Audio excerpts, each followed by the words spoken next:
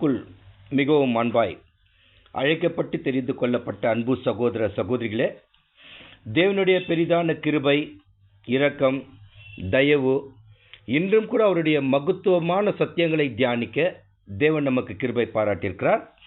அந்த வண்ணமாக முதலாவதாக சர்வ வல்லமுள்ள தேவனுக்கு கர்த்தர் இயேசு வழியாக நன்றிகளும் துதி ஸ்தோத்திரங்களும் ஏற்கலாம். அன்பார்ந்த சகோதர சகோதரிகளே, அப்போ இன்றைக்கு நம்ம பார்க்கக்கூடிய உவமை 10 கன்னிகை பற்றின உவமை.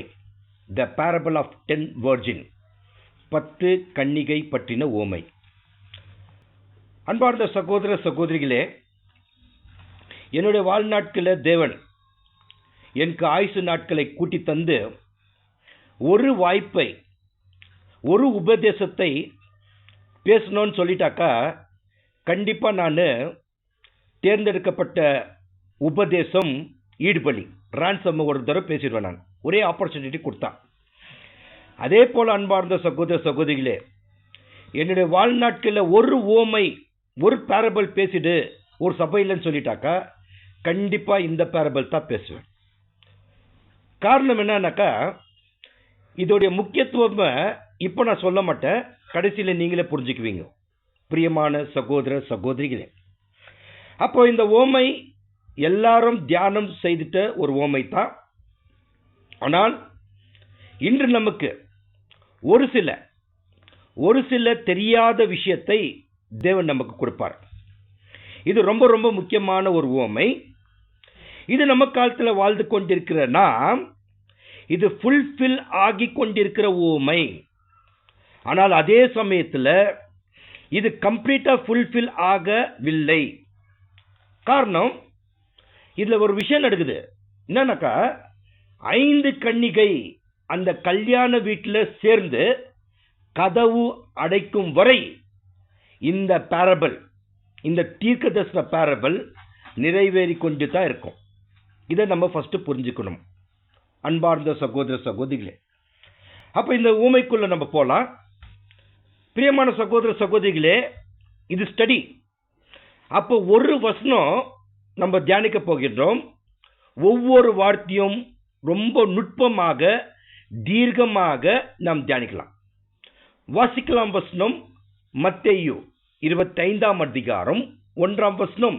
Gospel of Matthew chapter 25 verse 1. அப்பொழுது பரலோக ராஜ்யம் தங்கள் தீவெட்டிகளை பிடித்துக்கொண்டு மணவாளனுக்கு எதிர்கொண்டு போக புறப்பட்ட 10 கன்னிகைகளுக்கு ஒப்பாயிருக்கும். அவ்வளவுதான். இந்த ஒரே வசனத்தை கொஞ்சம் நம்ம டீட்டெயிலா பார்க்கலாம். மறுபடியும் வாசிக்கலாம். அப்பொழுது. இப்ப கேள்வி என்னன்னாக்கா, எப்பொழுது? அப்ப இந்த ஓமை ஒரு குறிப்பிட்ட காலத்துல மட்டுமே பொருத்தம். அதோட கூட ஒரு குறிப்பிட்ட காலத்துக்கு பிற்பாடு இது நிறைவேறும். நம்ம எல்லாம் தேவனுடைய தெய்வீக திட்டத்துல இந்த ஓமையை நம்ம ஒப்பிட்டு பார்த்தா, இந்த ஓமை சுவிசேஷ யுகத்தின் ஆரம்பத்தில் அல்ல, அல்லது சுவிசேஷ யுகத்தின் மத்தியில அல்ல. மாறாக ஒரு ஸ்பெசிஃபைட் டைம், ஒரு முன்குறிக்கப்பட்ட காலத்துல தான் இது இருக்குது. அந்த காலத்தை தான் இந்த ஓமையில அது நிறைவேறும். அப்பொழுது கிறிஸ்து பேசிட்டார். எப்பொழுதுனாக்கா, இது எப்பொழுதுன்னு பார்க்கறதுக்கு நம்ம முன்னால இருக்கிற சாப்டர் போகணும். முன்னால இருக்கிற சாப்டர் என்ன? மேத்யூ 24னாக்கா நம்ம ஆண்டவராகிய இயேசு கிறிஸ்துடைய 2ஆம் வருகை குறித்தான ஒரு அதிகாரம். அந்த அதிகாரத்தில் கர்த்தர் இயேசு கிட்ட சீஷர்கள் ஒரு கேள்வி கேட்கிறாங்க. என்ன கேள்வி கேட்கிறாங்கனாக்கா, அவருடைய வருகைக்கும் இந்த உலகத்தின் முடிவுக்கும் அடையாளம் என்ன அப்படின்னு அந்த கேள்விக்கு கம்ப்ளீட்டா டீட்டெயிலா கர்த்தர் இயேசு 24th சாப்டர் மேத்யூல பேசுறார். அவர் எப்படி ஆன்சர் பண்றாருனாக்கா, நான் வந்துட்டேன்னு சொல்லிட்டாக்கா இந்த அடையாளங்கள் உங்கள் மத்தியில சம்பவிக்கும். அப்ப நீங்களே தெரிஞ்சுக்குவீங்க நான் ஆல்ரெடி வந்தாச்சு அப்படின்னு சொல்லிட்டு இப்ப மத்தேயு 25ஆம் அதிகாரத்துல சொல்றாரு அப்பொழுது. அப்ப ஆண்டவராகிய இயேசு கிறிஸ்து 2ஆம் வருகை, our Lord Jesus Christ, second coming of Jesus Christ, அந்த காலகட்டத்தில் தான் இந்த 10 கன்னிகை ஓமை பொருந்தும். ரொம்ப எளிமையா சொல்லிட்டாக்கா, கர்த்தர் இயேசு 2ஆம் வருகையிலிருந்து ஒரு 30 வருஷத்துக்கு முன்னாலேயே இந்த ஓமை ஸ்டார்ட் ஆயிடுச்சு. ஸோ இந்த ஓமை காஸ்பல் ஏஜ் ஸ்டார்டிங்ல நடக்கக்கூடிய ஓமை கிடையாது. மாறாக கடைசி காலத்துல சம்பவிக்கிற ஒரு ஓமை, சுவிசேஷ யுகத்தின் கடைசி காலத்துல அல்லது இந்த உலகத்தின் முடிவு காலத்துல அல்லது ரொம்ப ஸ்பெசிபிக்கா ஆண்டவராகிய இயேசு கிறிஸ்துவின் 2ஆம் வருகை காலத்துல நடக்கக்கூடிய ஒரு ஓமை. சரி, அப்பொழுது பரலோக ராஜ்யம் போதும். என்னங்க பரலோக ராஜ்யம் இருக்குது. அப்ப இந்த ஓமையில பரலோக ராஜ்யம் எதுக்கு அடையாளம் நம்ம பார்க்கிறோம். பரலோக ராஜ்யம், பரலோகத்துல ஒரு ராஜ்யம் நடக்குது, பரலோக ராஜ்யம் சொல்றாங்க. 1000 வருஷ அரசாட்சி, கண்ணுக்கு தெரிகிற ஒரு பாகத்துல ஒரு தேவனுடைய ராஜ்யம் நடக்குது, அது பூலோகத்தில் நடக்கக்கூடிய ராஜ்யம். ஆனா இங்க பரலோக ராஜ்யம் எதை குறிக்கிறதுனா சபைக்கு அடையாளமா குறிக்கிறது. அதாவது ஒரு எம்பிரியோ ஸ்டேஜ்ல இந்த ஒரு கிங்டம், இந்த காஸ்பல் ஏஜ்ல இந்த ஒரு கிங்டம் எம்பிரியோ ஸ்டேஜ்ல நடக்கிற காரியம்.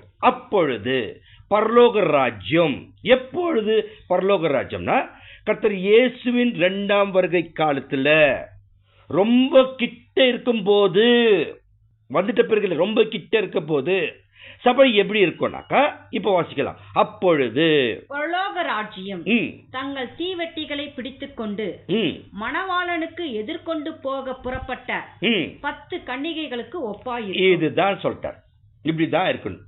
அப்ப எப்படி இந்த பேரபிள் ஸ்டார்ட் பண்ண வேண்டும்னாக்கா, நம்ம ஆண்டவராகிய இயேசு கிறிஸ்துவின் 2ஆம் வருகை போது சபையானது இந்த 10 கன்னிகை போல இருப்பாங்க. ரொம்ப எளிமை. அப்ப இந்த 10 கன்னிகை யார்? Who is this 10 virgin அப்படின்னு நம்ம பார்க்கும்போது, இவங்க உலகத்தாருக்கு ஒப்பிட்டு பார்க்கலாமானாக்கா கண்டிப்பா இல்லை. சரி, பேர் கிறிஸ்தவ சபை கிறிஸ்டியன்டம்க்கு ஒப்பிட்டு பார்க்கலாம்னாக்கா அதுவும் இல்லை. அப்ப யார் இந்த 10 கன்னிகை? Who is this 10 virgin னாக்கா கர்த்தர் இயேசுடைய சரீரமாக இருக்கிற அங்கமாக இருக்க அழைக்கப்பட்டு தேவனோடு நல்மனசாட்சியின் உடன்படிக்கை செய்து இருப்பவர்கள் மட்டுமே இந்த 10 கன்னிகை. இவங்க தான் அடையாளம் படுத்துகிறது, வேற யாருமே குறிக்கிறது. ஆல் திஸ் 10 வர்ஜின்ஸ் வந்துட்டு ஆண்டவராகிய இயேசு கிறிஸ்துவின் சரீரம், அவருடைய அங்கத்தை தான் குறிக்கிறது. சரி, யார் இந்த 10 கன்னிகை? அவர்களுடைய கேரக்டர் என்ன பார்க்கும்போது ஒரு சில வசனங்கள் வாசிக்கலாம். ரோமர் 6ஆம் அதிகாரம் 3ஆம் வசனம். The book of Romans chapter 6 verse 3. கிறிஸ்து இயேசுக்குள்ளாக ஞானஸ்தானம் பெற்ற நாம் அனைவரும் அவருடைய மரணத்துக்குள்ளாக ஞானஸ்தானம் பெற்றதை அறியாமல் இருக்கிறீர்களா? பாத்தீங்களா? அப்ப இந்த 10 கன்னிகை, இந்த 10 virgins யாருனாக்கா கிறிஸ்துக்குள் ஞானஸ்தானம் பெற்றவர்கள் தான், இல்லைங்களா? சரி, 4ஆம் வசனம் என்ன சொல்லுது? மேலும் பிதாவின் மகிமையினாலே கிறிஸ்து மரித்தோரிலிருந்து எழுப்பப்பட்டது போல நாமும் புதிதான ஜீவன் உள்ளவர்களாய் நடந்து கொள்ளும்படிக்கு அவருடைய மரணத்திற்குள்ளாகும் ஞானஸ்தானத்தினாலே கிறிஸ்துவுடன் கூட அடக்கம் பண்ணப்பட்டோம். அப்போ யார் இந்த 10 கன்னிகைனாக்கா கர்த்தர் இயேசுடைய மரணத்துக்குள்ளாக ஞானஸ்தானத்தினாலே கிறிஸ்துவோடு கூட அடக்கம் பண்ணப்பட்டவர்கள் தான் இந்த 10 கன்னிகைகள். ரொம்ப எளிமையா சொல்லிட்டா, who are these 10 virgins அப்படின்னு சொல்லிட்டாக்கா Romans 12th chapter 1st verse, ரோமர் 12ஆம் அதிகாரம் 1ஆம் வசனம். அப்படி இருக்க சகோதரரே, நீங்கள் உங்கள் சரீரங்களை பரிசுத்தமும் தேவனுக்கு பிரியமான ஜீவ பலியாக ஒப்பு கொடுக்க வேண்டுமென்று தேவனுடைய இரக்கங்களை முன்னிட்டு உங்களை வேண்டிக் கொள்கிறேன். இதுவே நீங்கள் செய்யத்தக்க புத்தி உள்ள ஆராதனை. அதாவது இவங்க யாருனாக்கா இந்த வகுப்பார் 10 கன்னிகை, இல்லைங்களா? அவருடைய சரீரங்களை பரிசுத்தமும் தேவனுக்கு பிரியமான ஜீவ பலியை ஒப்பு கொடுத்தவங்க தான். They are fully consecrated. முழுமையாக தேவனுக்கு அர்ப்பணித்தவர்கள் தான். சரி, யார் இந்த 10 கன்னிகைகள்?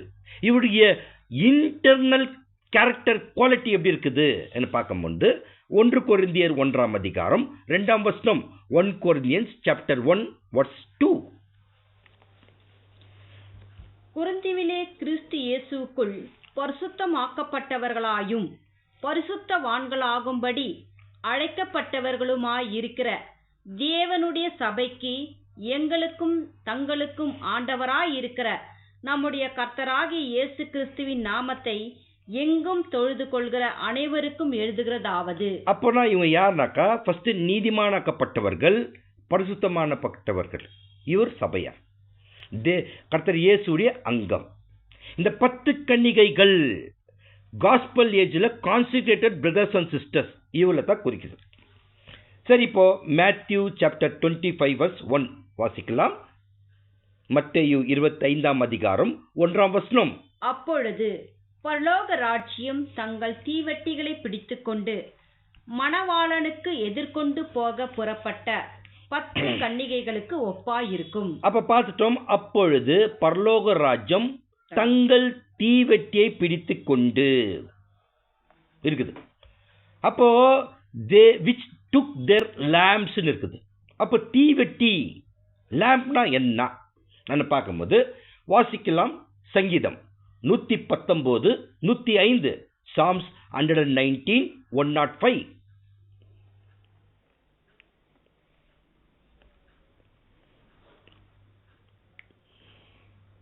உம்முடைய வசனம் என் கால்களுக்கு தீபமும் என் பாதைக்கு வெளிச்சமாய் இருக்கிறது. அப்ப தீவெட்டி, லேம்ப் என்னன்னாக்கா, உம்முடைய வசனம் என் கால்களுக்கு தீபமும் என் பாதைக்கு வெளிச்சமா இருக்கிறது. Thy word is a lamp. அப்போ தீவெட்டி ஒரு லேம்ப் வந்துட்டு தேவனுடைய வார்த்தை, வசனம் குறிக்கிறது. இன்னொரு வசனம் கூட வாசிக்கலாம். நீதிமொழிகள் 6ஆம் அதிகாரம் 23ஆம் வசனம். Proverbs chapter 6 verse 23. கட்டளையே விளக்கு, வேதமே வெளிச்சம், போதக சிற்சையே ஜீவ வழி. பாத்தீங்களா? கட்டளையே விளக்கு, வேதமே வெளிச்சம். அப்போ இந்த 10 கன்னிகைக்கு அவங்க கையில என்ன இருக்குது? தீவெட்டி இருக்குது. they got lamp in their hand. ஏன்னாக்கா, இந்த பொல்லாத உலகத்துல, இந்த காரிருள்ல ஒரு தேவனுடைய பிள்ளைக்கு இந்த காஸ்பல் ஏஜ்ல நடக்கணும்னாக்கா கண்டிப்பாக அவர்களுக்கு தேவை வெளிச்சம். வெளிச்சம் எதை குறிக்குதுன்னா தேவ வசனம், சத்தியம். சரி, அப்படியே தொடர்ந்து வாசிக்கலாம். மத்தேயு 25ஆம் அதிகாரம் 1ஆம் வசனம். அப்பொழுது பரலோக ராஜ்யம் தங்கள் தீவெட்டிகளை பிடித்துக்கொண்டு மணவாளனுக்கு எதிர்கொண்டு போக. இப்போ அவங்க கிட்ட தீவெட்டி பிடித்துக்கொண்டு, சத்தியத்தை பிடித்துக்கொண்டு மணவாளனுக்கு எதிர்கொண்டு போக, and went forth to meet the bridegroom இருக்குது. அப்போ யார் இந்த bridegroom, யார் இந்த மணவாளன் அப்படின்னு ஒரு கேள்வி போட்டாக்கா வாசிக்கலாம். வசனம் மத்தேயு 9ஆம் அதிகாரம் 15ஆம் வசனம். Gospel of Matthew chapter 9 verse 15. அதற்கு இயேசு, மணவாளன் தங்களோடு இருக்கையில் மணவாளனுடைய தோழர் துயரப்படுவார்களா? மணவாளன் அவர்களை விட்டு எடுப்படும் நாட்கள் வரும், அப்பொழுது உபவாசிப்பார்கள். அப்ப மணவாளன் நம்மளுக்கு எல்லாம் தெரியும், கர்த்தர் இயேசு. அப்ப மணவாளனை எதிர்கொண்டு போக வசனம் இருக்குது. அப்ப இன்னொரு வசனம் கூட வாசிக்கலாம். மணவாளன் கர்த்தர் இயேசு தானா பார்க்கும்போது யோவான் 3ஆம் அதிகாரம் 29ஆம் வசனம். The Gospel of John chapter 3 verse 29. மணவாட்டியை உடையவனே மணவாளன், மணவாளனுடைய தோழனோ அருகே நின்று அவருடைய சொல்லை கேட்கிறவனாய் மணவாளனுடைய சத்தத்தை குறித்து மிகவும் சந்தோஷப்படுகிறான். இந்த சந்தோஷம் இப்பொழுது எனக்கு சம்பூரணமாயிற்று. யோவான் ஸ்நானகர் கொடுக்கிற சாட்சி, மணவாளன் கர்த்தர் இயேசு, மணவாட்டி மணவாளனுடைய சரீரமா இருக்கிற சபை கர்த்தர் இயேசுடைய சபை சொல்லிட்டார். சரி, இப்ப மறுபடியும் வாசிக்கலாம். மத்தேயு 25ஆம் அதிகாரம் 1ஆம் வசனம். அப்பொழுது பரலோக ராஜ்யம் தங்கள் தீவெட்டிகளை பிடித்துக்கொண்டு மணவாளனுக்கு எதிர்கொண்டு போக புறப்பட்ட 10 கன்னிகைகளுக்கு ஒப்பாயிருக்கும். அப்போ என்ன பண்ணிட்டாங்கன்னாக்கா, இந்த மணவாளனை எதிர்கொண்டு புறப்பட்டனாக்கா, மணவாளன் வருவதை உணர்ந்து இந்த 10 கன்னிகை, இது எப்போ நடந்துச்சு? ஆல் திஸ் 10 virgins யாரை பார்த்து போறாங்கன்னா, they went forth to meet the bridegroom. when பார்க்கும்போது இது வந்துட்டு 1844, இது மில்லரட் மூமெண்ட் நடந்த விஷயம். அப்ப என்ன நடந்துச்சுனாக்கா, 1844 இந்த 10 கன்னிகைகளும் பிரதர் வில்லியம் மில்லர் மூலமாக தேவன் கர்த்தர் இயேசுடைய 2ஆம் வருகை குறித்து தீர்க்க தரிசனம், எதிர்பார்ப்பு எல்லாம் கொடுத்துட்டார். இது எங்க இருக்குது? where is this 1844 comes in the picture ன்னு பார்க்கும்போது, பைபிள்ல எந்த தீர்க்க தரிசனம் பார்க்கலாம்னாக்கா, தானியேல் 12ஆம் அதிகாரம் 11ஆம் வசனம், the book of Daniel chapter 12 verse 11. அன்றாட பலி நீக்கப்பட்டு பாழாக்கும் அருவருப்பு ஸ்தாபிக்கப்படும் காலம் முதல் 1190 நாள் செல்லும். பாத்தீங்களா, 1200 days இல்லைங்களா? சோ இவ்வளோ நாள் காக்கிறவன் பாக்கியவான். இது எங்க முடியுது பார்க்கும்போது 1844 மேத்யூ 25th chapter 1st வசனத்துல எக்ஸ்பேண்டட் பிபிலிக்கல் கமெண்ட்ரியில பாத்தீங்கன்னாக்கா இதோட டீட்டெயில் இருக்குது. AD 1844ல முடியுது. அப்போ இந்த ஓமை 1844ல இருந்து தான் ஆரம்பிக்குது.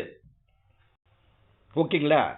என்னன்னாக்கா, யார் இது எதிர்கொண்டு போனார்கள் வசனத்துல பார்க்கும்போது, அதுல பிரதர் வில்லியம் மில்லர், அவர் வந்துட்டு ஒரு பேப்டிஸ்ட் சர்ச் சார்ந்தவர். அவர்களோடு சில சகோதர சகோதரிகள் கூட இருந்தாங்க. தேவ வார்த்தை மீது மிகுந்த வைராக்கியம் உடையவர்களாக இருந்தாங்க. தீஸ் பிரதரன் இவங்க மற்ற கிறிஸ்துவர் போல இல்ல, ரொம்ப ரொம்ப ஸ்பெஷல்.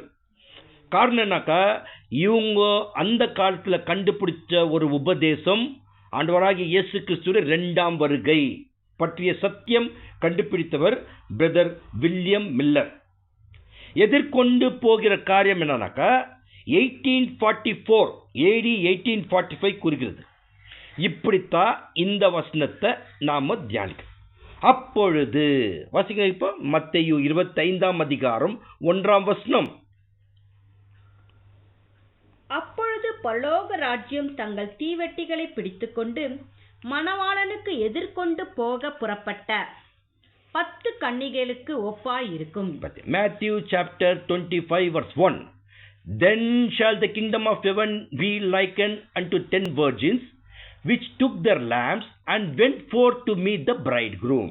இதுதான் முதல் வசனத்துடைய காரியம். 2ஆம் வசனத்துக்கு போயிடலாம். மத்தேயு 25ஆம் அதிகாரம் 2ஆம் வசனம். அவர்களில் 5 பேர் புத்தி உள்ளவர்களும் 5 பேர் புத்தி இல்லாதவர்களுமாய் இருந்தார்கள். பாருங்க அன்பார்ந்த சகோதர சகோதரிகளே, ரொம்ப டீட்டெயிலா பார்க்க போறோம். இது கூட 10 கன்னிகை குறித்து பேசும்போது 10 பேரும் கன்னிகை தான். இந்த 5 பேர் புத்தியுள்ள கன்னிகை, 5 பேர் புத்தி இல்லாத கன்னிகை. புத்தி இருக்குதோ இல்லையோ அது 2ஆம் பட்சம். முதல்ல அந்த 10 பேரும் கன்னிகைகள். they are virgin, they are pure, பரிசுத்தம். இது ரொம்ப இம்பார்ட்டன்ட். இந்த 10 பேரும் யார் சபையில? they are the footstep follower of our Lord Jesus Christ. they are want to become the likeness of Christ. அதாவது அடிச்சோடுகளை, கர்த்தர் இயேசுடைய அடிச்சோடுகளை பின்பற்றவர்கள் தான் இந்த 10 கன்னிகைகளும். ஒவ்வொரு நாளும் கர்த்தர் இயேசுடைய சாயலை அடைவதற்கு பிரயாசப்படுகிறவர்கள் இந்த 10 கன்னிகைகள். these are the first quality of this 10 virgin. அந்த 10 கன்னிகையுடைய லிஸ்ட்ல நம்ம பார்த்தாக்கா இந்த கேரக்டர் அவங்க கிட்ட இருக்குது. they are pure, they are the follower of our Lord Jesus Christ and they want to change the image to the Christ. 10 பேர் pure தான். எப்படி பியூர் ஆயிட்டாங்க 10 பேர்? எப்படி பியூர்னாக்கா, ஃபர்ஸ்ட் அவங்க ஜஸ்டிஃபைட் கண்டிஷன்ல வந்தாங்க.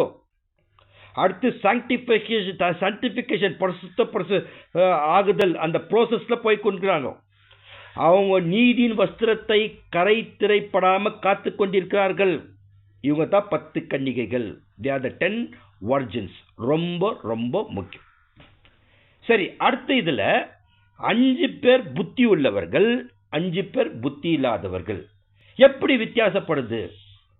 How it is getting differ? 10 is wise virgin and 10 is foolish virgin. என்ன பார்க்கும்போது gospel age எண்டில், சுவிசேஷ யுகத்தின் சபை கடைசியில சபையுடைய கண்டிஷன் எப்படி இருக்குதுன்னு சொல்றான். இந்த 10 கன்னிகை மேல இருக்குது இந்த கண்டிஷன். 10 இஸ் a perfect, பரிபூர்ணம். ஆனா ரொம்ப முக்கியம், இந்த 10 பேர் கையில என்ன இருந்துச்சு? தீவெட்டி இருந்துச்சு. இந்த 10 பேர் கையிலையும் சத்தியம் வைத்திருந்தார்கள். எப்படி புரிந்து கொள்வோம்னாக்கா, 10 பேரும் கர்த்தர் இயேசுடைய 2ஆம் வருகை குறித்தான சத்தியத்தை தெரிந்து எதிர்கொண்டு போனாங்க. They were expecting our Lord Jesus Christ's second coming. அடுத்து இந்த 10 பேர்கிட்ட கர்த்தர் இயேசுடைய 2ஆம் வருகை பிறகு, after our Lord Jesus Christ's second coming presence, மிகப்பெரிய செப்பரேஷன் வந்துச்சு. அந்த செப்பரேஷன்ல தான் என்ன ஆச்சுனாக்கா, 5 பேர் புத்தி உள்ள கன்னிகளா ஆயிட்டாங்கோ, 5 பேர் புத்தி இல்லாத கன்னிகளா ஆயிட்டாங்கோ. இப்படி சபைக்குள்ள ஒரு செப்பரேஷன், பிரிவினை அங்க இருக்கும். அப்ப தேவன் எப்படி புத்தியுள்ளவர்கள் புத்தி இல்லாதவர்கள் என்று எப்படி தீர்மானிக்கிறார் பார்க்கும்போது, வாசிக்கலாம் வசனம். மத்தேயு 25ஆம் அதிகாரம் 3-4. Gospel of Matthew chapter 25 verse 3 and 4. புத்தி இல்லாதவர்கள் தங்கள் தீவட்டிகளை எடுத்துக்கொண்டு போனார்கள், எண்ணெயோ கூட கொண்டு போகவில்லை. புத்தி உள்ளவர்கள் தங்கள் தீவட்டிகளோடு கூட தங்கள் பாத்திரங்கள் எண்ணெயும் கொண்டு போனார்கள். கண்டிப்பா இந்த 2 பேர்கிட்ட ஃபர்ஸ்ட் என்ன இருக்குது? கையில தீவெட்டி இருந்துச்சு. எப்போ ஒருத்தர்கிட்ட தீவெட்டி இருக்குதோ, கூடவே எண்ணெய் ஒரு பாத்திரம் எடுத்துக்கொள்ள வேண்டும். தீவெட்டி கண்டிப்பா, அந்த வெளிச்சம் தான் ரொம்ப முக்கியம் இந்த ஜர்னிக்கு. ஆனா இந்த தீவெட்டி கூட எண்ணெய் இருக்க வேண்டும். இதெல்லாம் வந்துட்டு செப்பரேட்டா யாருக்கும் அட்வைஸ் எல்லாம் பண்ண மாட்டாங்க, போதிக்க மாட்டாங்க. இது ரொம்ப காமன் சென்ஸ், ரொம்ப எளிமையான அடிப்படையான தேவை. ஆனா என்ன நடந்துச்சுனாக்கா, புத்தியுள்ள கன்னிகை, வைஸ் வர்ஜின் என்ன மாதிரி இருந்துட்டாங்கனாக்கா, வாசிக்கலாம். மத்தேயு 25ஆம் அதிகாரம் 4ஆம் வசனம்.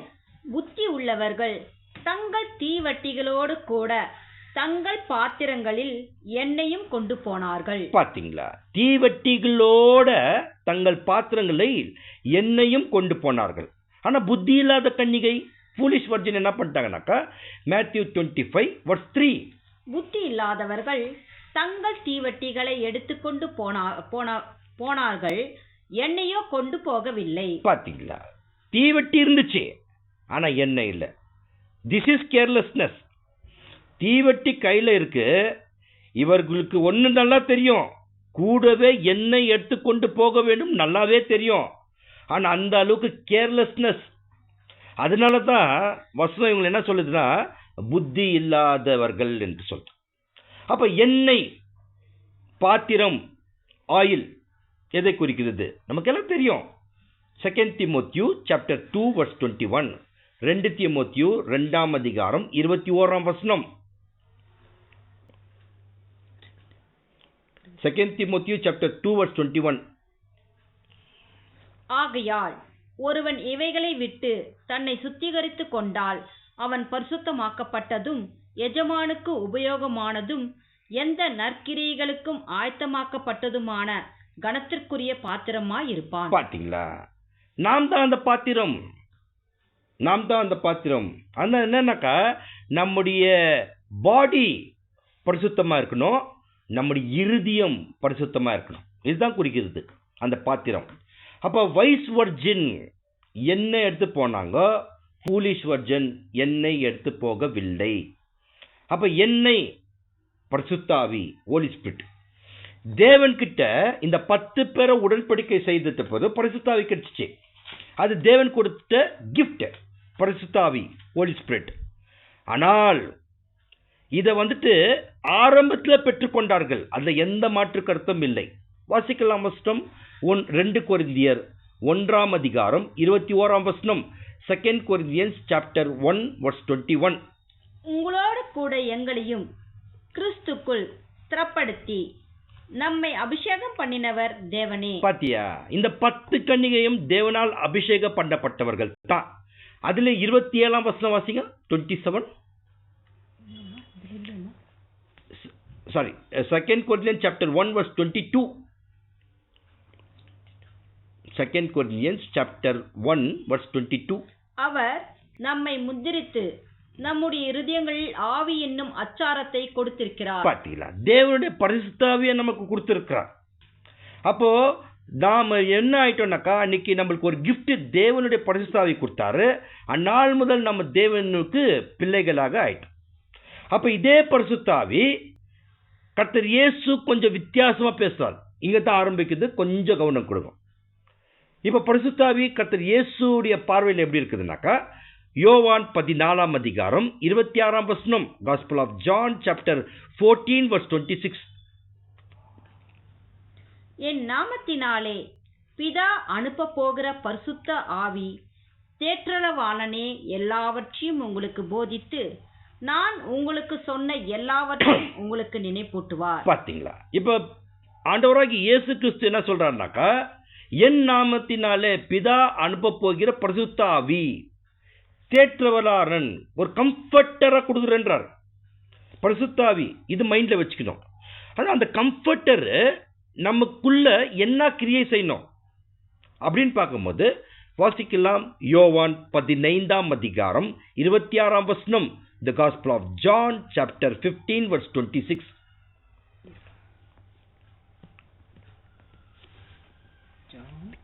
John chapter 15 verse 26.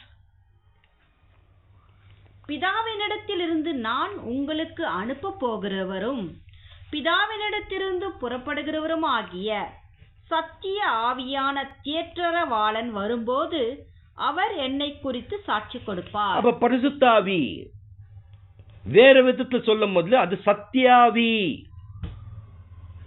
the spirit of truth.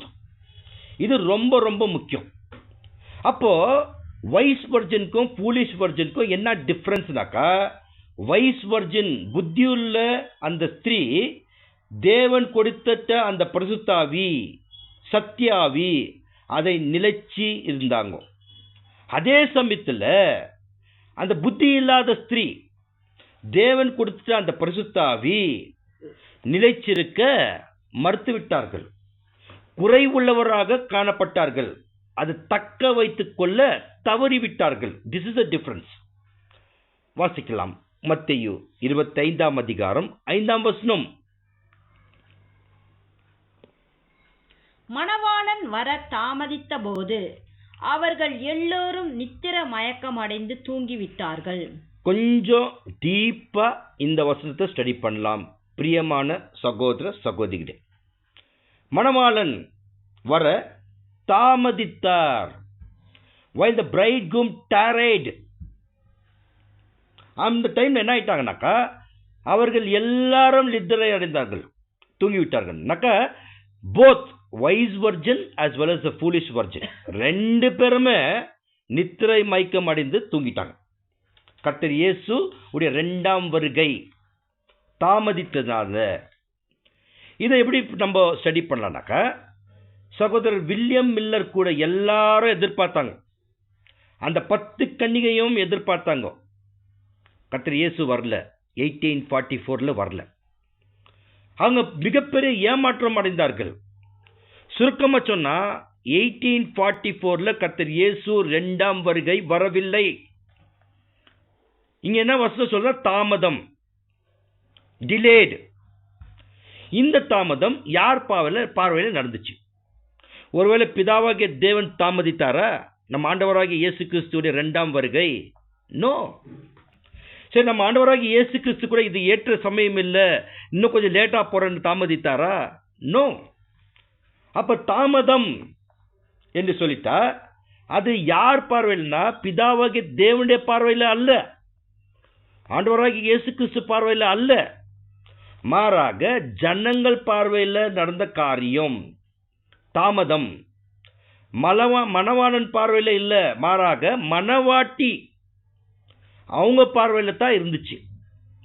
வாசிக்கலாம் மறுபடியும். Matthew chapter 25 verse 5. மணவாளன் வர தாமதித்த போது அவர்கள் எல்லோரும் நித்திரை மயக்கம் அடைந்து, அவர்கள் எல்லாரும் all the 10 virgins என்ன ஆயிட்டாங்கன்னாக்கா, ஃபர்ஸ்ட் நித்திரை மயக்கம் அடைந்து தூக்கம், இந்த மூணும் வந்துச்சு. இதெல்லாம் ரொம்ப ஒப்பிட்டு பார்க்கணும். என்ன ஆயிடுச்சு, வர தாமதித்து தெரிஞ்சிருந்தோன்னே தூங்கிட்டாங்க. ஒரு மயக்கத்தில் இருந்தாங்க, தூங்கிட்டாங்க, நித்திரையில் இருந்துட்டாங்க. இது என்னன்னாக்கா 1844 தான் கர்த்தர் இயேசு வருவார் என்ற ஒரு தப்பான கருத்து இருந்துச்சு. there is no clarity from the chronology, there is no clarity from the book of prophecy about the second coming of Christ, there is no clarity. அப்போ எதிர்பார்ப்பு, the expectation, என்ன மாதிரி எக்ஸ்பெக்டேஷன் 1844ல அன்னைக்கு பிரதர் வில்லியம் மில்லர் அவங்களோட கூட இருந்த சகோதர சகோதரிகளுக்கு என்ன எக்ஸ்பெக்டேஷனோடு இருந்தாங்கன்னாக்கா, கர்த்தர் இயேசுடைய 2ஆம் வருகை மாம்சத்தில் வருவார், எல்லாரும் அவரை பார்ப்பாங்க, அந்த நாளில் உலகம் அழிந்து போயிடும். இதுதான் நாட்களில் அவர்கள் கிட்ட இருந்துட்ட விசுவாசம். ஆனால் அன்பார்ந்த சகோதர சகோதரிகளே, does the Bible says in this way? வேதம் கர்த்தர் இயேசுடைய 2ஆம் வருகை குறித்து தீர்க்கதரிசன வசனத்தில் எங்கன்னா இப்படி இருக்குதா? அவர் மாம்சத்தை தான் வருவார், அவர் எல்லாரும் பார்ப்பாங்க, அந்நாளில் அவர் வந்திருந்தோன்னே இந்த உலகம் அழிஞ்சு போயிடும் அப்படின்னு பைபிளில் ஏதாவது வர்ஸ் சப்போர்ட் பண்ணுதானாக்கா, ஆன்சர் இஸ் நோ. அவருடைய எதிர்பார்ப்பு வேதத்தின் அடிப்படையில் இல்லை. இதுதான் ஒரு விதமான நித்திரை, ஒரு விதமான மயக்கம், ஒரு விதமான தூக்கம். இது எப்படின்னு சொல்லிடலாம். சரி, தூக்கம் அப்போ இருந்துட்ட பரிசுத்தவான்களுக்கு இருந்துச்சு ஒரு சோர்வு, ஒரு ஏமாற்றம், அதுதான் தூக்கம். கிட்டத்தட்ட எத்தனை நாள் இந்த சோர்வு இருந்துச்சுனாக்கா, பிரியமான சகோதர சகோதரிகளே, from 1844 to 1874 கிட்டத்தட்ட 30 வருஷம் அந்த மயக்கம், அந்த தூக்கம் அவங்ககிட்ட இருந்துச்சு. அப்போ இருந்துட்ட பரிசுத்தவான்கள் நிலை எப்படி இருந்துச்சு அன்னைக்கு? அந்த சிச்சுவேஷன்ல பார்க்கும்போது வாசிக்கலாம் மறுபடியும். Matthew chapter 25 verse 5. மணவாளன் வர தாமதித்த போது அவர்கள் எல்லோரும் நித்திரை மயக்கம் அடைந்து தூங்கிவிட்டார்கள். அப்படி இருந்த நிலை from 1844 to 1874. நெக்ஸ்ட் வசனம் வாசிக்கலாம். Matthew chapter 25 verse 6. நடு ராத்திரியிலே இதோ மணவாளன் வருகிறார், அவருக்கு எதிர்கொண்டு போக புறப்படுங்கள் என்கிற சத்தம் உண்டாயிற்று. பாருங்க பிரியமான சகோதர சகோதரிகளே, நடு ராத்திரியிலே இதோ மணவாளன், அவ்வளவுதான், வருகிறார். It's a spurious word. And at midnight there was a cry made, behold the bridegroom cometh. Is just spurious. Cometh, it is not in the original. அன்பார்ந்த சகோதர சகோதரிகளே, இந்த வருகிறார் கமத் மூல பிரதிகளில் இல்லை. இதை எங்க நீங்க செக் பண்ணனாக்கா, ரிவைஸ் வெர்ஷன்ல போய் பாருங்க, இன்டர்நேஷனல் ஸ்டாண்டர்ட் வெர்ஷன்ல போய் பாருங்க, ஏஎஸ்வில போய் பாருங்க, இந்த கம்மத் என்ற வார்த்தை வராது. பிரியமான சகோதர சகோதரிகளே, இப்போ நான் வாசிக்கிறேன் பாருங்க. ஏஎஸ்வி இல்ல பார்க்குற, but at midnight there is a cry, behold the bridegroom, come you forth to meet him. இதோ மணவாளன் வருகிறாரெல்லாம் இல்லைங்க, இதோ மணவாளன். அப்போ நடு ராத்திரியில் ஒலித்த ஒரு சத்தம், 2ஆம் முறை ஒலித்த சத்தம். முதல் முறை 1844ல ஆண்டவராகிய இயேசு கிறிஸ்து 2ஆம் வருகை குறித்தான ஒரு சத்தம் வந்துச்சு, அவங்க சோர்வு அடைஞ்சிட்டாங்க. இது 2ஆம் முறை ஒலித்த சத்தம். ஃபர்ஸ்ட் டைம்ஸ் ஒரு சத்தம் கேட்டாங்க, அவங்க எல்லாம் துக்கம் சோர்வு அடைந்துட்டாங்க, நித்திரை அடித்தாங்க. ஆனா 2ஆம் முறை சத்தம் எப்ப கேட்டுச்சு? அதுதான் ரொம்ப முக்கியம். வென் பார்க்கும்போது எப்போனாக்கா வாசிக்கலாம், ஒரே ஒரு வார்த்தை வாசிக்கும். மேத்யூ 25:6. நடுராத்திரியிலே. போதும். எப்போ ஒழிச்சிச்சு? நடுராத்திரியிலே, மிட் நைட். இதோ மணவாளன், behold the bridegroom. அர்த்தம் என்னன்னாக்கா வந்துட்டார். பரோஷியா ஐஎஸ்வில கூட நீங்க பார்க்கலாம், மிட் நைட் கிரைன்னு இருக்கும். அப்ப இந்த வசனத்துடைய விளக்கம் என்னன்னாக்கா நடுராத்திரி. எப்போ, என்னைக்கு அந்த நடுராத்திரி? Midnight. When was that midnight? 1874, 1874. ஒரு சத்தம் போச்சு, மிட் நைட் கிரை. பாருங்க பிரியமான சகோதர சகோதரிகளே, பிரதர் ரசல் முதல்ல இந்த சத்தியம் சொல்லும் போது, குறிப்பாக second coming of our Lord Jesus Christ, நம்ம ஆண்டவராக இயேசு கிறிஸ்துவின் 2ஆம் வருகை குறித்தான சத்தியம் சொல்லும் போது, அந்நாட்களில் அவர் பயன்படுத்தின மேக்சின் பேர் என்னன்னாக்கா the midnight cry. The midnight cry இதான் மேக்சின். அந்த மேக்சினில் முழுக்க ஆண்டவராக இயேசு கிறிஸ்து 2ஆம் வந்திருத்தலுடைய சத்தியம் இருந்துச்சு. சில வருஷம் இந்த தலைப்புல பயன்படுத்திட்டாரு அவர் மேக்சின்ல. பிறகு அந்த தலைப்பை மாற்றிட்டார். காரணம், மிட் நைட் போயிடுச்சு, பிறகு விடியல் டான் ஸ்டார்ட் ஆயிடுச்சு. அப்ப 1874 பிதாவாகிய தேவன் கர்த்தர் இயேசு வழியாக நம்முடைய 7ஆம் தூதர் பிரதர் சார்ல்ஸ் டேஸ் ரசல் மூலமாக இந்த சத்தியம் வந்துச்சு. அன்பார்ந்த சகோதர சகோதரிகளே, தொடர்ந்து வாசிக்கலாம். மத்தேயு 25ஆம் அதிகாரம் 7ஆம் வசனம். அப்பொழுது அந்த கன்னிகைகள் எல்லோரும் எழுந்திருந்து தங்கள் தீவெட்டிகளை ஆயத்தப்படுத்தினார்கள். வாசிக்கலாம் மறுபடியும். அப்பொழுது. போதும். இது எப்பொழுது? எப்போ ஆச்சுன்னா கர்த்தர் இயேசுவின் 2ஆம் வருகை ஆஃப்டர் 1874 பிறகு ஒரு முக்கியமான காரியம் நடக்குது. கவனிங்க. 10 கன்னிகை கிட்ட கையில் என்ன இருந்துச்சு? தீவெட்டி ஆயத்தமா இருந்துச்சு. இங்கிலீஷ்ல வேற மாதிரி நம்ம பேசலாம், ஓகேங்களா? இதை வந்துட்டு நான் இங்கிலீஷ்ல வாசிக்கிறேன், கொஞ்சம் நீங்க கவனம் கொடுங்க. அன்பார்ந்த சகோதர சகோதரிகளே, Matthew chapter 25:7. Then all those virgins arose and trimmed their lamps. Trimmed. அப்போ என்னன்னாக்கா இங்க தமிழ் எப்படி வருதுங்க? அது ஆயத்தமான நிலையில அவங்க தீவெட்டியை வைத்துக் கொண்டார். ஆமா, இந்த trimmed. What is this trim? இதுதான் நம்ம ஸ்டடி பண்ணோம் பிரியமான சகோதர சகோதரிகள். அப்போ நம்மளுக்கு எல்லாம் தெரியும், ஒரு விளக்கு சரியான விதத்துல எரிய இந்த ட்ரிம் பண்ணணும், அல்லது சரியான முறையில வெளிச்சம் கொடுக்கணும்னா இந்த ட்ரிம் பண்ணணும். அப்ப இந்த ட்ரிம் செய்யும் போது ஒரு காரியத்தை கண்டுபிடிச்சிட்டாங்க. என்ன காரியத்தை கண்டுபிடிச்சாங்கன்னாக்கா, தங்களிடத்தில் எண்ணெய் இல்லை.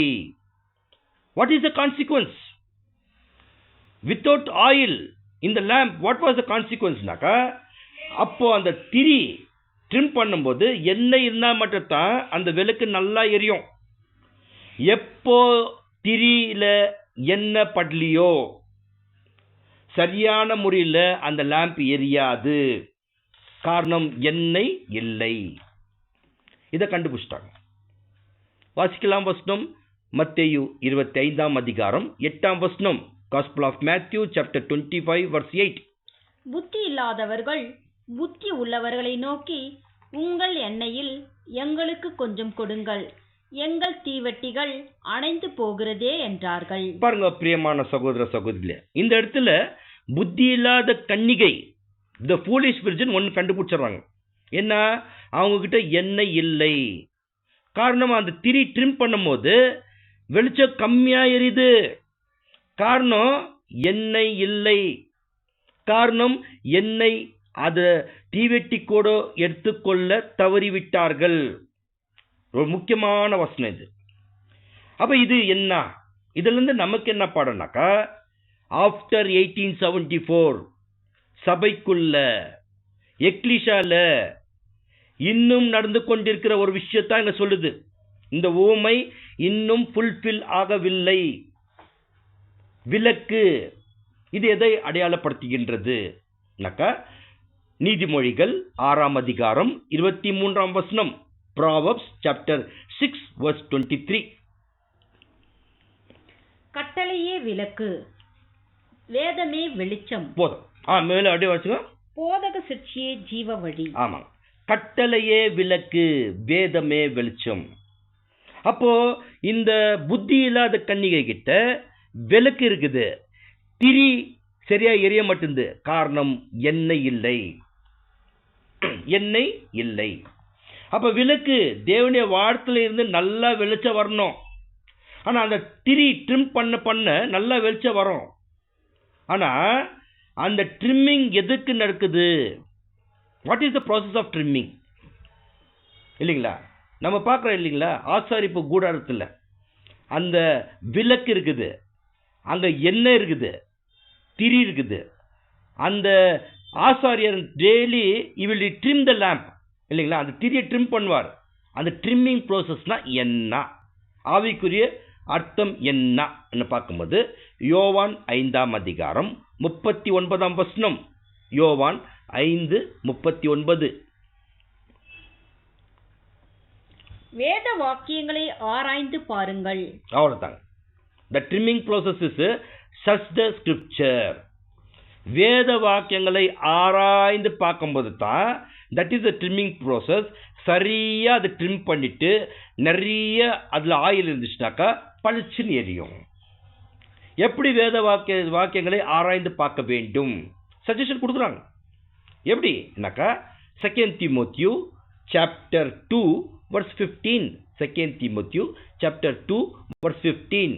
நீ வெட்கப்படாத ஊழியக்காரனாயும் சத்திய வசனத்தை நிதானமாய் பகுத்து போதிக்கிறவனாயும் உன்னை தேவனுக்கு முன்பாய் உத்தமனாய் நிறுத்தும்படி ஜாக்கிரதையாய் இரு. பாருங்க எப்படி ட்ரிம்மிங் ப்ரோசஸ் பண்ணணும்னு சொல்லி கொடுக்குறாங்க. நீ வெட்கப்படாத ஊழியக்காரன். ஒவ்வொரு சகோதர சகோதரிகள் ஊழியக்காரர்கள் தான். அவங்களுடைய பிரதானமான வேலைனா சத்திய வசனத்தை அவசரமாய் இல்ல நிதானமாய் பகுத்து பிரித்து போதிக்கணும். இதுதான். யாருன்னா ஒருத்தர் ஏதாவது உபதேசம் சொல்லிட்டாக்கா, பிரதர் அவர் எப்ப பாரு அந்த உபதேசத்தை தான் பிடிச்சிருக்கிறார் பிரதர், அது தேவையில்லை பிரதர். நோ, அதுதான் இங்க சொல்றாங்க. சத்திய வசனத்தை நீ நிதானமாய் பகுத்து போதிக்கிறவனாய் உன்னை தேவனுக்கு முன்பாக உத்தமனாக நிறுத்தும்படி ஜாக்கிரதையாயிரு. That is the warning which the scripture says. Study to show thyself approved unto God, a workman that needed not to be ashamed, rightly dividing the word of God. நிதானமாய் பகுத்து போதிக்கிறவராக இருக்க ரொம்ப முக்கியம். இதுதான் ட்ரிம்மிங். அப்போ அதாவது ஆரம்ப காலத்தில் இந்த 10 கன்னிகையும் 52 சப்ஜெக்ட் கேட்டுங்க தான். பிறகு அந்த ஆராய்ச்சி, சர்ச்சிங் த ஸ்கிரிப்சர், வேத வசனங்கள் சரியான ஆராய்ச்சி முறையில் அதை ட்ரிம்மிங் ப்ரோசஸ் பண்ணுறோம் இல்லைங்களா. ஆனால் ட்ரிம்மிங் வேத வசனை முறையாக ஆராய்ச்சி செய்யும் போது ஒரு விஷயம் காணப்பட்டது. என்னன்னாக்கா அந்த ட்ரிம்மிங் ப்ரோசஸில் என்ன கண்டுபிடிச்சாங்கனாக்கா, ஒரு வகுப்பார்கிட்ட எண்ணெய் கம்மியாக இருக்குது. எண்ணெய் எதற்கு அடையாளம்? பரிசுத்தாவிக்கு அடையாளம். அப்போ வேதத்தை ஒருத்தர் ஆராய்ச்சி பண்ணணும்னாக்கா கண்டிப்பாக அவங்க கிட்ட தேவை பரிசுத்தாவி, தேவனுடைய ஆவி அங்க இருக்க வேண்டும். ஒருவேளை பரிசுத்தாவி கம்மி இருந்துச்சுனாக்கா இன்னைக்கு நம்ம பேசுற இந்த ஓமை கூட புரியாது. பிரியமான சகோதர சகோதரிகள், ஒரு ஆச்சரியம் என்னன்னாக்கா இந்த புத்தி இல்லாத கன்னிகை இருக்கிறாங்க தெரியுமா, அவங்க ஒன்று கண்டுபிடிச்சிட்டாங்க. அவங்ககிட்ட என்ன இல்லை? எண்ணெய் இல்லை. அப்ப யார் இந்த புத்தி இல்லாத கன்னிகை? த ஃபூலிஷ் வர்ஜன் யாருனாக்கா இவங்க தான் திரள் கூட்டத்தார், கிரேட் மல்டிடியூட். அப்ப திரள் கூட்டத்தார் கூட சபையில் சபை வகுப்பாரா இருப்பாங்க, திரள் கூட்டத்தார் இருப்பாங்க, 2ஆம் மரணத்துக்கு போகிறவர்களும் இருப்பாங்க. சபைக்குள்ளவே இந்த திரள் கூட்டத்தார் அவங்களுக்கு ஒன்று மாத்திரம் நல்லா தெரியும், என்கிட்ட பரிசுத்தாவி கம்மியா இருக்குது. இந்த புத்தி இல்லாத கன்னிகை ஒன்று நல்லா கண்டுபிடிச்சிருவாங்க, இவங்ககிட்ட புத்தி உள்ள கன்னிகை சொல்ல மாட்டாங்க. உங்ககிட்ட என்ன கம்மியா இருக்குதுன்னு சொல்ல தேவையில்லை. ஆட்டோமேட்டிக்கா அவங்களுக்கே தெரியும் என்கிட்ட பரிசுத்தாவி கம்மியா இருக்குதுன்னு. பிரியமான சகோதர சகோதரிகளே, அந்த ஃபீலிங், அந்த உணர்வு அவங்ககிட்ட இருக்கும். அவங்ககிட்ட இப்ப என்ன இல்லை, எண்ணெய் இல்லை. நெக்ஸ்ட் இம்மிடியட்லி அவங்க ஒரு ஆக்ஷன் எடுக்கிறாங்க. என்ன எடுக்கிறாங்கன்னா, இந்த புத்தி உள்ள கன்னிகை கிட்ட ஓப்பனா கேட்கறாங்க. என்ன கேட்கறாங்கன்னா, உங்ககிட்ட இருக்கிற எண்ணெய் கொஞ்சம் எங்களுக்கு கொடுங்க. காரணம், எங்களிடத்த எண்ணெய் எடுத்து வரவில்லை அப்படின்னு புத்தி இல்லாதவர்கள் ஓப்பனா கேட்பாங்க. பாருங்க அன்பார்ந்த சகோதர சகோதரிகளே, பாருங்க எண்ணெய் பரிசுத்தாவி விஷயம் ஒருத்தருக்கு கொடுக்கறது இல்லைங்க. கெச்சிக்கிற பரிசுத்தாவியை தக்க வைத்துக் கொள்ள வேண்டும். சத்தியாவி தக்க வைத்துக் கொள்ள வேண்டும். இது நல்லாவே தெரியும். எங்க கிட்ட சத்தியாவி குறைவா இருக்கிறது. இப்ப கேள்வி என்னன்னாக்கா, ஒருத்தர் சத்தியாவில குறைப்பட்டிருந்தாங்கனாக்கா அவங்க சொல்லிடுவாங்க, அந்த திரள் கூட்டத்தாருக்கு கரெக்டா கண்டுபிடிச்சு சொல்லுவாங்க இல்லைங்களா, எங்க கிட்ட சத்தியம் குறைவா இருக்கின்றது, எங்க கிட்ட சத்தியாவுடைய வெளிச்சம் குறைவா இருக்கிறது, அவங்களே சொல்லிடுவாங்க. இது எப்படி கண்டுபிடிக்கலாம்னாக்கா, எவ்வளவுதான் அவங்க கிட்ட சத்தியம் சொன்னா கூட அவங்களுக்கு புரியாது. எவ்வளவுதான் அவங்களுக்கு சத்தியத்தை ஞாயிற்றுக்கிழமையும் புதன்கிழமையும் விலக்கி சொன்னாலும் அவங்களுக்கு தெரியாது. இல்ல இன்னொரு ஆச்சரியம், இன்னொரு எச்சரிப்பு என்னன்னாக்கா, அவங்க செய்யக்கூடிய ஒவ்வொரு பலியின் ஜீவியம் பிதாவாகிய தேவன் அங்கீகரிக்கப்பட மாட்டாது.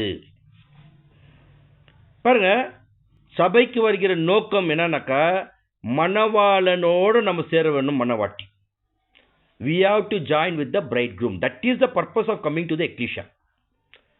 அந்த வேலையை விட்டுட்டு நீ எவ்வளவு தான் சேர போட்டா கூட, எவ்வளவு தான் மைக் அரேஞ்ச் பண்ணா கூட, எவ்வளவு தான் டீ சப்ளை பண்ணா கூட, அந்த ஊழியங்கள் வெறுமனையாக வேலையா தான் இருக்கும். அது தேவனால் அங்கீகரிக்கப்பட மாட்டாது.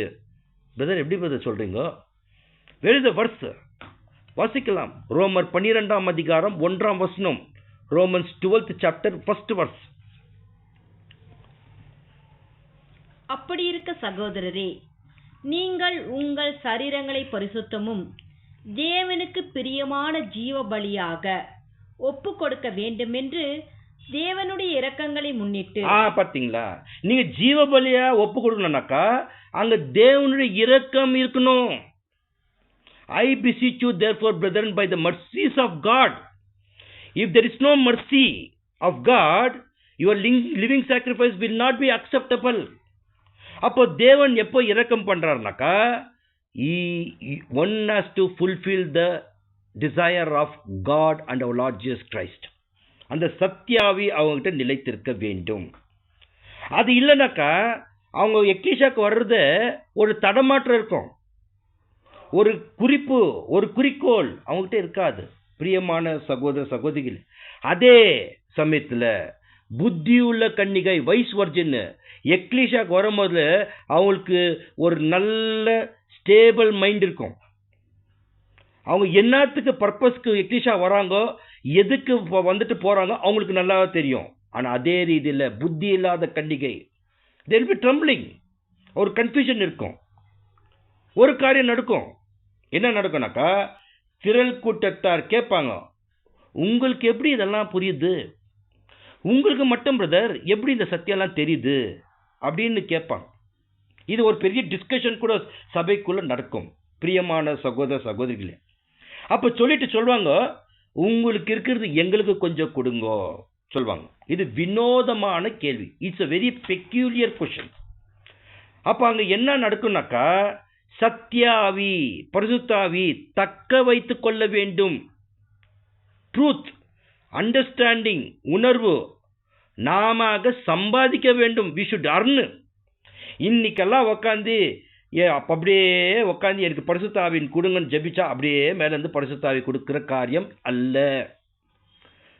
மாறாக இதுக்காக நம் பிரயாசங்கள் பட வேண்டும்.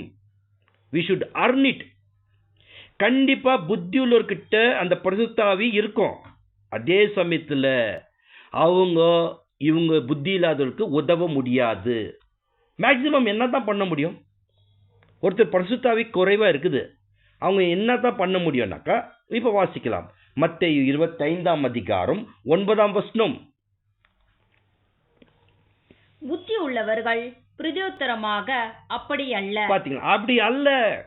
நீங்க எங்ககிட்ட பரிசுத்தாவி கேட்டாக்கா நாங்களும் கொடுத்து உதவ முடியாது, நீங்க உங்ககிட்ட ஒருவேளை பரிசுத்தாவி இருந்தா எங்களுக்கோ கொடுக்க முடியாது. அப்படி அல்ல சொல்லிட்டேன். எங்களுக்கும் உங்களுக்கும் போதாமல் இராதபடி நீங்கள் விற்கிறவரிடத்திற்கு போய் உங்களுக்காக வாங்கிக் கொள்ளுங்கள் என்றார்கள். பாத்தீங்களா, இங்க ஒரு சஜஷன் கொடுக்குறாங்க. நானும் உங்களுக்கு கொடுக்க முடியாது, நீங்களும் எனக்கு கொடுக்க முடியாது. ஒரு வேலை பண்ணுங்க, நீங்க விற்கிறவங்கள்ட்ட போயிட்டு உங்களுக்காக வேண்டியதை நீங்க வாங்கி கொண்டு வாங்கன்ற. பாருங்க, இந்த 10 பேர் இல்லைங்களா, இந்த 10 பேரும் யாரு? சத்தியம் கேட்டவங்க தான். இந்த 10 பேரும் தேவனோட உடன்படிக்கை செய்தவர்கள் தான். All they are consecrated. கர்த்தர் இயேசுடைய சரீரம் தான். ஆனா 5 புத்தி உள்ள கன்னிகைகள், இவங்க யாருனாக்கா உண்மையான திருசபை வகுப்பார். 1,44,000. இந்த புத்தி இல்லாத கன்னிகை யாருன்னா இவர்கள் திரள் கூட்டத்தார், கிரேட் மல்டிடியூட். இந்த புத்தி உள்ள கன்னிகை சபை அல்லது சகோதர சகோதரிகள். இப்போ ஒரு கேள்வி என்னன்னாக்கா, ரொம்ப அறிவுபூர்வமான கேள்வி. சகோதரர்கள் கொஞ்சம் என்ன கேட்டாக்கா கொடுத்தா என்ன தான் ஆயிடும்? கொடுக்க வேண்டியது தானே. அப்போனா இம்மிடியட்லி நம்ம என்ன வந்துடுவோம்னாக்கா ஒரு டிசிஷனுக்கு வந்துடுவோம், அவர்கிட்ட அன்பு இல்லை. பிரியமான சகோதர சகோதரிகளே, பரிசுத்தாவி இது கொடுத்து வாங்கக்கூடிய காரியம் அல்ல. உங்களுக்கு நான் கொடுத்துட்டேன்னாக்கா நான் பரிசுத்தாவியை இழந்துட்டு நான் மனவாட்டிக்கிட்ட போக முடியாது. உங்ககிட்ட மனவாளன் சாரி உங்ககிட்ட பரிசுத்தாவி இல்லைனாக்கா நீங்களும் மனவாளன்ட்டு போக முடியாது. அப்போ இங்க என்ன ஒன்று சொல்ல விரும்புறாங்கனாக்கா, complete oil full Holy Spirit ஒருத்தர்கிட்ட இருந்தோம், அப்பதான் அவங்க மனவாளன்கிட்ட போய் சேர முடியும். அந்த பரிசுத்தாவியை நான் இழந்து உங்களுக்கு தானம் பண்ணிட்டு அவ்வளோ பெரிய தியாகியெல்லாம் நான் இல்லை. That is wisdom. அதாவது நியாயமாக உங்களுக்கு தர முடியாது. எந்த விஷயத்துல? இந்த பரிசுத்தாவி விஷயத்துல. அப்படி இல்லை சொல்லிட்டாங்க. உங்களுக்கு வேணுமா, நீங்க விற்கங்கிட்ட போங்க. இதுதான் ஞானம், இதுதான் புத்தி ஒவ்வொரு பரிசுத்தவான்கிட்ட. அப்ப புத்தி இல்லாத கன்னிகை செய்துட்ட தவறு என்னன்னாக்கா, அவங்க தீவெட்டி கூட எண்ணெய் எடுத்துக்கொண்டு போக வேண்டும், ஆனா எண்ணெய் எடுத்து போகவில்லை. கேர்லெஸ்னஸ், அஜாகிரதை இல்லைங்களா. இப்போ ஒரு சஜஷன் வருது. ஓகே சரி, இப்போ என்ன பண்றாங்கன்னா புத்தி உள்ளவர்கள், புத்தி படிக்கிறது மேத்யூ 25:9.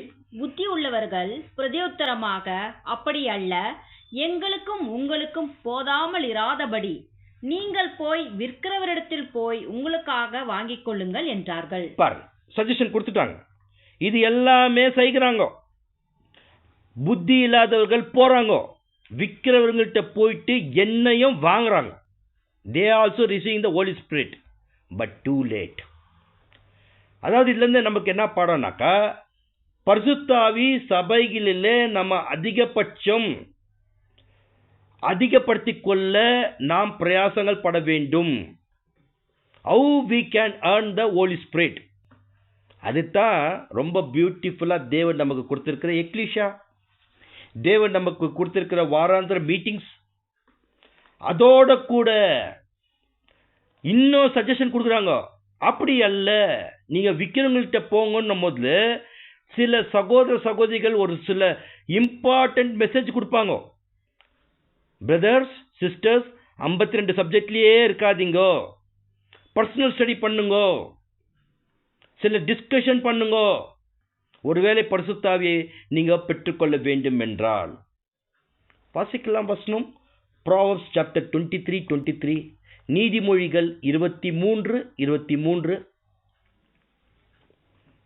சத்தியத்தை வாங்கு, அதை விற்காதே. போதும், இது தாங்க ஞானியே எழுதி வச்சிட்டார்.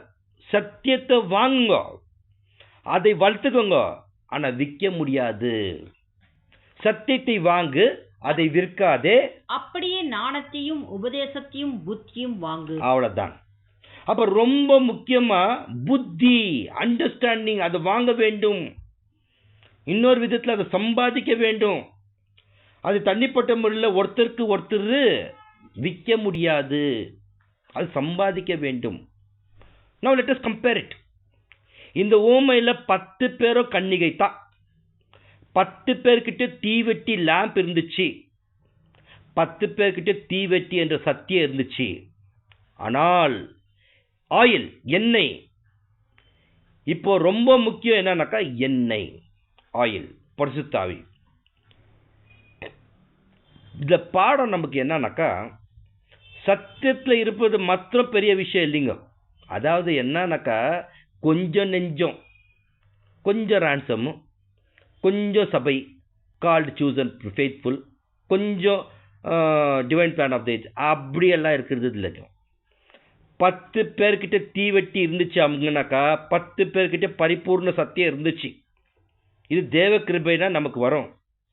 ஆனால் கிடைச்ச சத்தியத்தோட தினம் தினம் எவ்ரி டே எண்ணெய், பரிசுத்த ஆவியை நாம் சம்பாதிக்க வேண்டும். This is called the additional effort. இந்த மாதிரி சில பிரயாசங்கள் எடுக்க வேண்டும். அதுதான் அந்த பாத்திரம், அதுதான் எண்ணெய். பாருங்க பிரியமான சகோதர சகோதரிகளே, ஆரம்ப நாட்களில் தேவன் பரிசுத்தாவி நிமித்தமாக பேசிக் சப்ஜெக்ட் புரிதல் கொடுத்தார். அது ஸ்மால் கேண்டில் லைட்.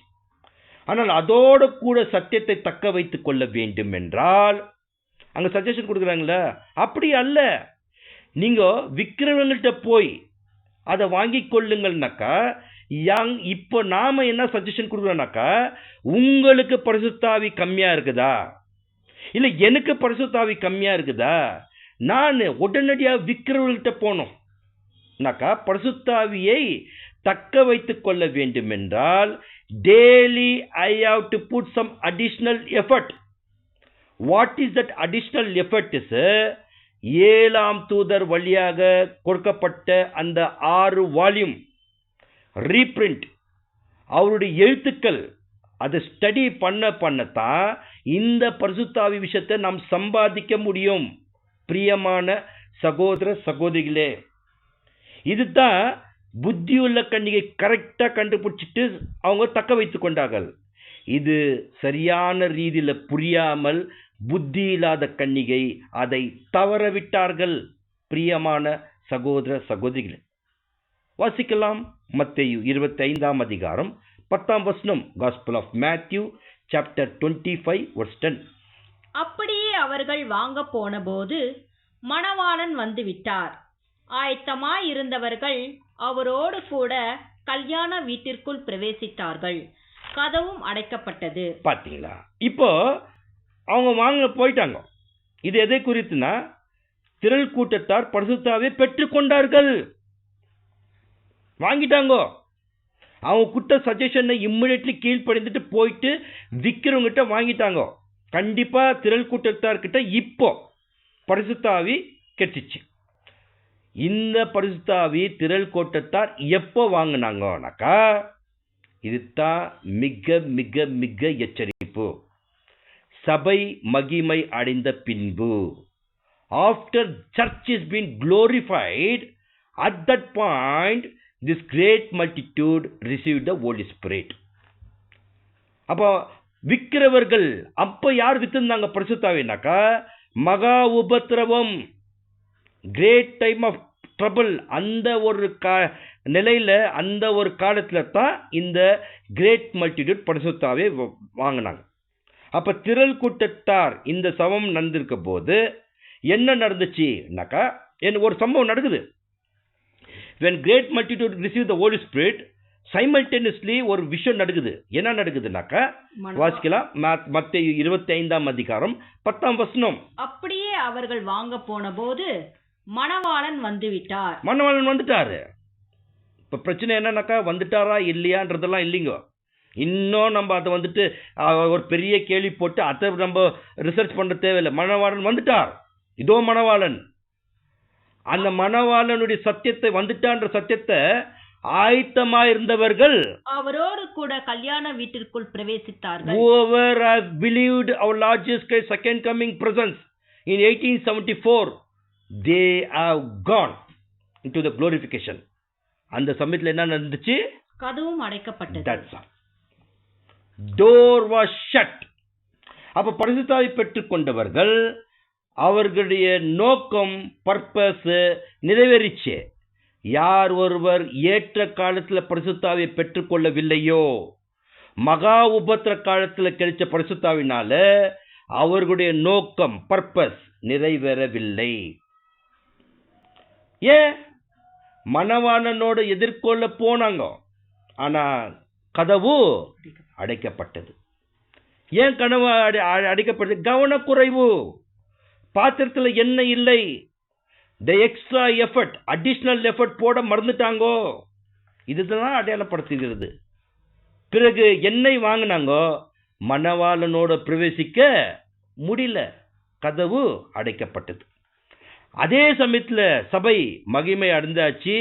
இதோட கூட சுவிசேஷ யுகமும் முடிவுக்கு வந்துச்சு, இரண்டாம் உலகமும் முடிவுக்கு வந்துவிடும். அன்பார்ந்த சகோதர சகோதரிகளே, அப்போ திரள் கூட்டம் அவங்ககிட்ட நம்ம என்ன இன்னைக்கு கத்துக்கணும்னாக்கா, அவருடைய கேர்லெஸ்னஸ், அஜாக்கிரதை, அவருடைய கவனக்குறைவு, இதனால தன்னுடைய மனவாளனை கூட இருக்க அவர்களுடைய மிகப்பெரிய ஸ்லாக்கியம் பாக்கியம் இழந்து விட்டார்கள். திரள் கூட்டத்தாருடைய நிலைமை அப்படிதான் வெளிப்படுத்தும். பாருங்க எப்படி வெளிப்படுத்துதுனாக்கா, வாசிக்கலாம். மத்தேயு 25ஆம் அதிகாரம் 11ஆம் வசனம். பின்பு மற்ற கன்னிகைகளும் வந்து, ஆண்டவரே ஆண்டவரே, எங்களுக்கு திறக்க வேண்டும் என்றார்கள். திரள் கூட்டத்தார் சொல்றாங்க, late, no, very late, too late. அவங்க என்ன மாதிரி அழுது கதறி கதவை தட்டினாங்க நம்மளுக்கு தெரியல. ஆனா கண்டிப்பாக மிகப்பெரிய ஒரு ஏமாற்றம், வெரி பிக் டிஸ்கரேஜ்மெண்ட் திரள் கூட்டத்தார். அதனால தான் 2 தடவை ரிப்பீட் பண்றாங்க, ஆண்டவரே ஆண்டவரே திறக்க வேண்டும் சொல்றார். அதுக்கு ஆண்டவராகிய இயேசு கிறிஸ்து சொல்ற பதில் வாச பாருங்க. மத்தேயு 25ஆம் அதிகாரம் 12ஆம் வசனம்.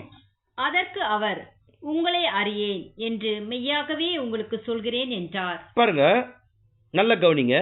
இந்த 10 கன்னிகையும் சத்தியம் கேட்டுங்க தான். 10 கன்னிகையும் தேவனோட நல்மனசாட்சியின் உடன்படிக்கை செய்தவங்க தான். 10 கன்னிகையும் கான்சிகரேட் பண்ணுங்க தான். 10 கன்னிகையும் ஒவ்வொரு நாளும் ஆண்டவராகிய இயேசு கிறிஸ்து சாயலை அடைந்து பிரயாசப்பட்டவர்கள் தான். All 10 virgins know the truth, all 52 subject doctrine. ஆனா இங்க என்ன சொல்றார் கர்த்தர் இயேசு? இன்னொரு தடவை வாசிங்க அது. அதற்கு அவர், உங்களை அறியேன் என்று மெய்யாகவே உங்களுக்கு சொல்கிறேன் என்றார். அப்ப இதோடைய பொருள் என்னன்னாக்கா, கர்த்தர் இயேசு அறியப்பட்டவர் யாருனாக்கா, அவருடைய உண்மையான திருச்சபை 1,44,000 பிரைட் குரூமுக்கு பிரைட் மனவாட்டியத்தான் அறிவார். ஆனா இப்படி வந்துட்டு கேர்லெஸ்னஸா ஒரு உதாசனப்படுத்திட்டு எல்லா மகா உபத்திர நாட்கள்ல சுற்றி திரிந்து பரிசுத்தாவை பெற்று அதுக்குள்ள கடவுள் அந்த அப்படிப்பட்ட மனவாட்டி மணவாளன் அறியேன் சொல்லிட்டான். அன்பார்ந்த சகோதர சகோதரிகளே, அப்ப பாருங்க, இந்த 10 பேரும் கன்னிகை தான். இந்த 10 பேர் புத்தி உள்ள கன்னிகை அங்க பார்க்கல. என்னிடத்தில் உங்களுக்கு இடம் இல்லை. யாருக்கு? திரள் கூட்டத்தாருக்கு. பிரியமான சகோதர சகோதரிகளே, வாசிக்கலாம். மத்தேயு 25ஆம் அதிகாரம் 13ஆம் வசனம். மனுஷகுமாரன் வரும் நாளாவது நாழிகையாவது நீங்கள் அறியாது இருக்கிறபடியால் விழித்திருங்கள். இதுதான் நமக்கு எச்சரிப்பு. I don't think so. For this verse no interpretation is required. Watch therefore, for you know neither the day nor the hour wherein the Son of Man cometh. அதுக்காக நம்ம என்ன பண்ணோம்? சில எக்ஸ்ட்ரா எஃபர்ட் எடுக்கணும், சில பிரயாசங்கள் எடுக்கணும். 7ஆம் தூதருடைய எழுத்துக்களை நம்ம ஆராயணும். அப்பத்தான் இந்த சத்தியம் வெளிப்படும். பிரியமான சகோதர சகோதரிகளே, அப்ப சபை மகிமை அடைந்துரும்.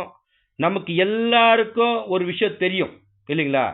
அந்த சமயத்துல திரள் கூட்டத்தார் ஏமாற்றம் அடைவார்கள். இதுதான் கர்த்தர் இயேசுடைய 2ஆம் வருகை. குறித்தான சத்தியம் இந்த ஓமையில மறைஞ்சிருக்குது. அந்த மாபெரும் சம்பவம், இந்த 10 கன்னிகைக்குள்ள 2ஆக பிரிவினை உண்டாகும். There will be a separation regarding the second coming of our Lord Jesus Christ. எங்க? சபைக்குள்ள. எப்போ? இப்போ நம்ம கண்குள்ளவே பார்க்கலாம். One set of people will believe second coming of our Lord Jesus Christ. Another set of the people will ignore this doctrine. ஏன்? அந்த சத்தியம், அந்த உபதேசம் செப்பரேஷன் கொண்டு வரும், ஒரு பிரிவினை கொண்டு வரும்.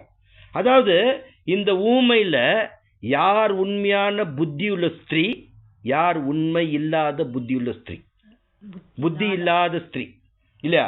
இது சபைக்குள்ள இப்போ நம்ம பார்க்க போகின்றோம், பார்த்து கொண்டிருக்கின்றோம். பிரியமான சகோதர சகோதரிகள், மாபெரும் பாடம் நமக்கு. பாருங்க அன்பார்ந்த சகோதர சகோதரிகளே, பைபிள் ஸ்டூடெண்ட் மத்தியில் வெவ்வேறு எக்லிஷால நான் சந்திக்கும் போது இந்த உபதேசத்தில் அந்த அளவுக்கு கான்ட்ரவர்சி கிடையாது. ஆனால் நாம சகோதர சகோதரிகளாக அன்புல நிலைத்திருக்கலாம், ஒரு அந்யோன்யத்தில் நிலைத்திருக்கலாம், ஐக்கியத்தில் இருக்கலாம்.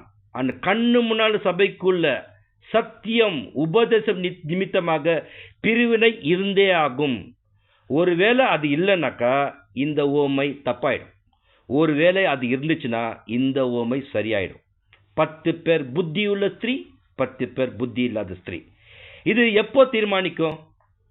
உடனே தீர்மானிச்சிடாதீங்க. பேசுற நானும் சரி, கேட்கிற நீங்களும் சரி. This will decide the individual. ஒவ்வொரு வாரம் தனிமையாக இந்த அழைப்பையும் தெரிந்து கொள்ளுதலையும் உறுதிப்பட்டு கொண்டு நமக்காக வைத்திருக்கிற அந்த ஜீவ கிரீடத்தை பெற்றுக்கொள்ள வரை இதுக்கு நம்ம ஒரு இம்மிடியட்லி நம்ம என்ன பண்ண முடியாது, ஒரு முடிவுக்கு கொண்டு வர முடியாது. முக்கியமா இந்த ஓமையில நம்ம பார்க்கக்கூடிய காரியம் எண்ணெய், ஆயில், பரிசுத்தாவி. தேவன் தாமே இந்த பாடங்களை ஆசீர்வதிப்பாராக. பொறுமையோடு கேட்ட அன்பு சகோதர சகோதரிக்கு நன்றி. ஆமென்.